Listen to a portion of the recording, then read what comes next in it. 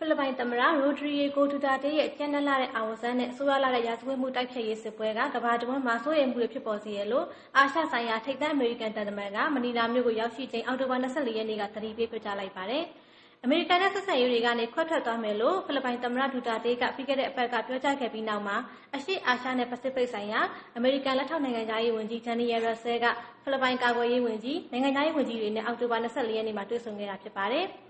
ခုနှစ်ကြာပြီဖြစ်တဲ့မဟာမိတ်နိုင်ငံဆက်ဆံရေးကိုထိခိုက်ပျက်စီးစေတဲ့အစီအစဉ်မရှိဘူးလို့ဒူတာတေးကပြောကြားကသူ့ရဲ့မှတ်ချက်စကားကိုပြန်လည်ရုပ်သိမ်းခဲ့ပေမဲ့သူ့ရဲ့ထပ်တလဲလဲအပြောဆိုတွေနဲ့ပတ်သက်ပြီးကမ္ဘာတဝန်းမှာစိုးရိမ်မှုတွေမြင့်တက်နေရတယ်လို့ရက်ဆဲကထုတ်ဖော်ပြောကြားခဲ့တာပါ။ဒါအပြင်ဒူတာတေးရဲ့ရာဇဝတ်မှုတိုက်ဖျက်ရေးစစ်ပွဲနဲ့ပတ်သက်ပြီးတော့လည်းအမေရိကန်စိုးရိမ်ပြီးကြောင်းရက်ဆဲက